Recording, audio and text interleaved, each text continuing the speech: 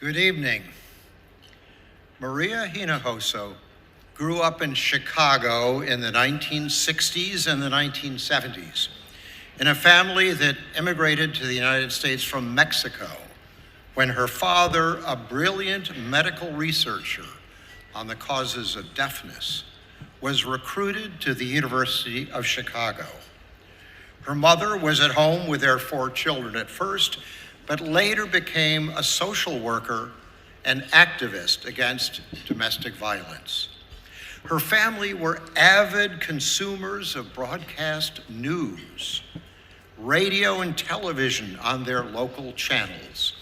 Together, the family watched The Today Show, 60 Minutes, and the evening network news shows that all of America watched in that pre-cable era, with star anchors like Cronkite, Huntley and Brinkley, Frank Reynolds. As Maria recalls today, there were never any journalists who looked like me. There were never any stories about people who even remotely looked like our family. But she didn't decide as a little girl or even a teenager to become a journalist. As she was about to graduate from Barnard College in 1984, she had to be cajoled by a career guidance counselor to apply for an internship at NPR in Washington. Good for that counselor. The rest, as they say, is history. A 40-year career with distinguished work at NPR, WNYC, CNN, CBS Sunday Morning, MSNBC, and other news organizations. Starting her own nonprofit media production company, which syndicates and has for many years her Latino USA program. She wrote 2 acclaimed books, memoirs of a fascinating life. She has taught journalism at DePaul University and at Barnard.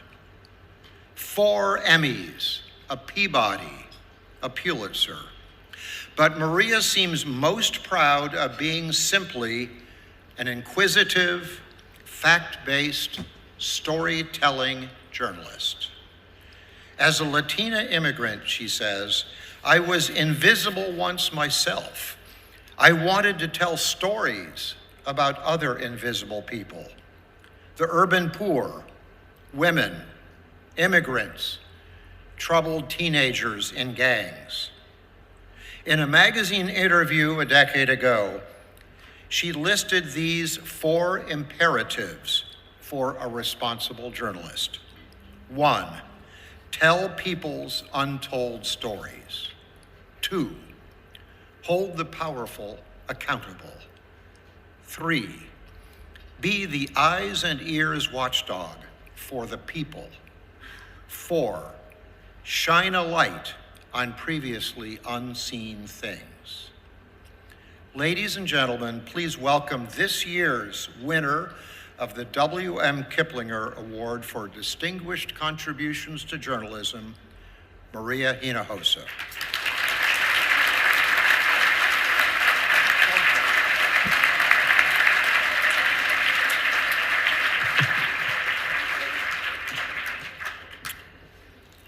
Thank you, Knight. Knight was like, we're gonna take the picture later. So I was just like, you're the boss. So can you see me? Because, you know, when people meet me, the first thing they're just so disappointed because I'm so small. And they're like, but you sound so big on the radio and you look so big on television. I'm like, yeah, and right now I'm wearing 5-inch heels. So, okay. It's really an honor to receive this award from NPF and specifically from the Kiplinger family and from Knight, who has become a fast friend. We talk a lot about farming and journalism. That's an inside kind of thing. And first of all, just thank you to the staffs of Futuro Media and Latino USA. Futuro Media turns 15 this year, which means that I created Futuro Media, an independent nonprofit media company run by a Mexican immigrant. Oh, that should be no problem. in this moment in time, right? It's a joke. You can laugh. You can laugh. If we don't laugh, we're going to cry. But when I started Futuro Media in 2010, remember, it was a recession, a depression, and journalists had been laid off entirely. So it was such a dark time, and here we are. We've made it to 15 years. But thank you. Oh, that's so sweet. And Latino USA is now on its 32nd year, so that's pretty cool too. We're the longest running Latino news program of any medium in the United States, which is, yeah. Thank you. Okay, so that sounds great, right? But like in my little speech here, I'm like, how do I accept an award for distinguished contributions to journalism when mis queridos y queridas periodistas, journalists, my colleagues, there are a lot of times these days when I'm just like, my career meant absolutely nothing, right? I mean, you know, we believe that when we as journalists shine light on an issue, it's supposed to get better. But the lights that I've been shining, I mean, I'm a national journalist. Like, I used to be on live television with Wolf, talking politics, etc. So I've done it all. But if you think about shining a light, particularly, let's say, on immigrants, because I am a proud Mexican immigrant, I don't care what anybody says. Orgullosamente chilanga, coño. You know, we shine a light on, let's say, Latinos and Latinas, Latinx, Latina, yeah, I know we have a lot of terms for us. And also on immigrants, right? Shining a light. It's supposed to get better. It's gotten worse, right? So when I was the first Latina hired at NPR, at CNN, and at PBS, I was often looked at like an affirmative action hire. You remember those terms, affirmative action? I was not, but my work was questioned, right? I mean, I was told by an NPR editor, he was like, Maria, everybody knows about your agenda. He didn't talk like that. He was like, oh, Maria, everybody knows about your agenda. And I was like, what agenda? He was like, oh, you know, your Latino agenda. And I was like, what are you talking about? I was so upset. I did have a comeback. I was like, well, that means that you must have a white male agenda. I mean, why was the assumption, right? Like, it wasn't the only thing that I was reporting on, but I really went home and I was like, do I have an agenda?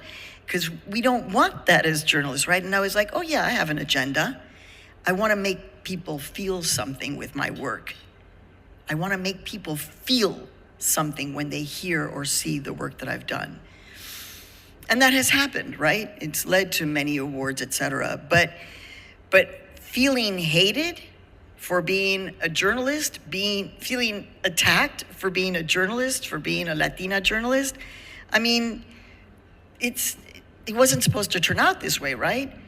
And the thing is that when you look at the numbers, because any of us who are talking about like Mitra, et cetera, are talking about diversity, it's like, actually, we're just talking about the future of business in this country. So Latinos, specifically, Latinos and Latinas are the future of this country, whether you like it or not. That is what's happening demographically. But it's not even like, wah!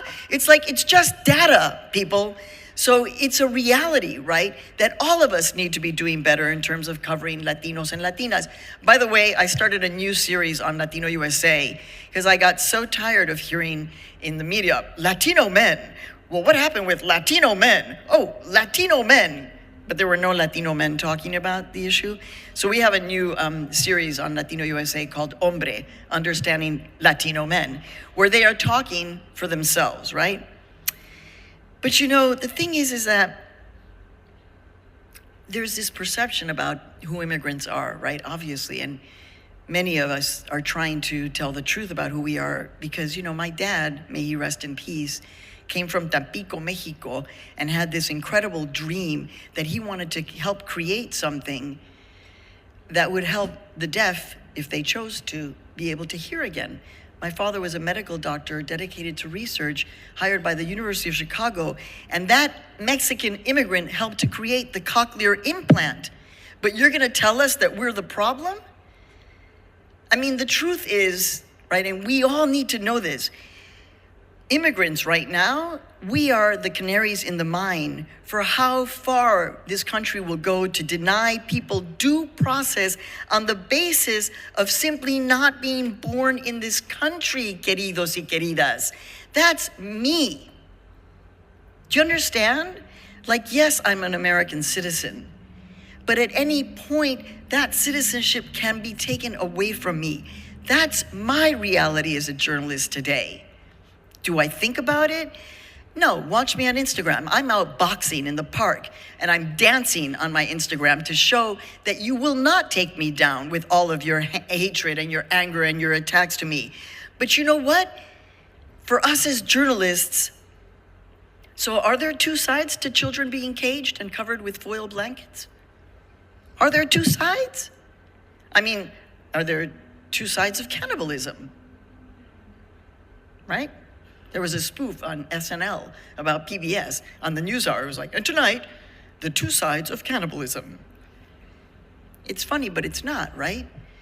And the term, if any of you are still using the term illegal immigrant in your journalism, please, let's go to the AP style book, because it is not used in the AP style book.